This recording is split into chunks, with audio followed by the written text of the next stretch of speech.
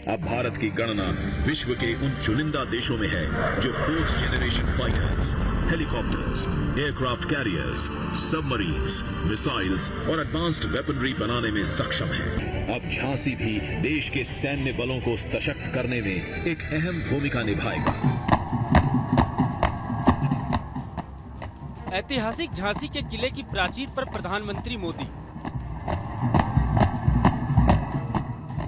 किले की प्राचीर पर राष्ट्र को सलामी।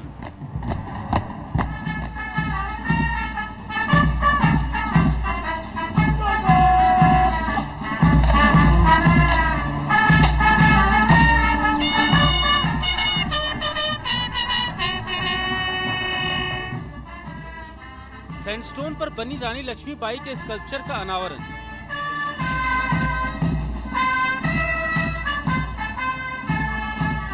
ऐतिहासिक झांसी किले की प्राचीर पर राष्ट्र की ओर से वीरांगना लक्ष्मीबाई को नमन करने के उपरांत माननीय प्रधानमंत्री और झांसी की धरती से बुंदेलखंड की जनता को प्रधानमंत्री का नमन। टीका के अनावरण के लिए प्रस्थान कर रहे हैं और राष्ट्र ध्वज को पूरे सम्मान के साथ उतारा और सहेजा जा रहा है।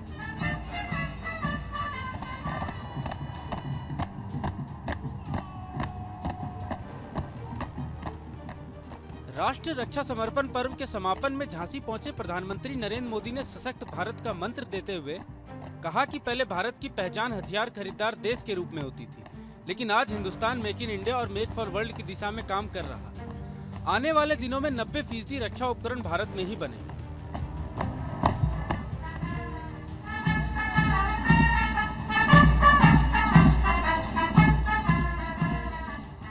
लंबे समय से भारत को दुनिया के सबसे बड़े हथियार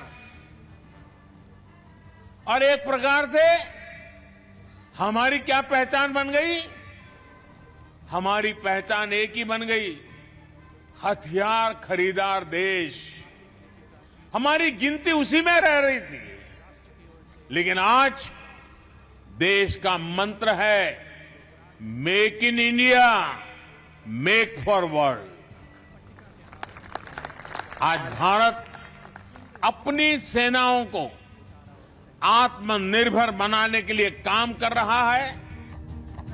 इस मौके पर प्रधानमंत्री मोदी ने कहा कि देश में होने वाले रक्षा उत्पादन में झांसी प्रमुख भूमिका निभाएगा। झांसी में एंटी टैंक मिसाइल के लिए उपकरण बनेंगे, जिनसे सीमाओं पर हमारे जवानों को नई ताकत, नया विश्वास, और इसका परिणाम सीधा सीधा यही होगा कि देश की सीमाएं और ज्यादा सुरक्षित होगी। प्रधानमंत्री मोदी ने सेना को भी कई सौगातें दी। सबसे पहले एयरफोर्स चीफ को कॉम्बैट हेलीकॉप्टर का मॉडल सौंपा। प्रधानमंत्री वायुसेना अध्यक्ष महोदय को मॉडल को सौंपते हुए 16,000 फीट से भी अधिक ऊंचाई पर उड़ने में सक्षम एक ऐसा लड़ाकू हेलीकॉप्टर। फिर नौसेना को इलेक्ट्रॉनिक वॉर सिस्टम शक्ति का मॉडल दिया। जैसा कि आप देख रहे हैं, माननीय प्रधानमंत्री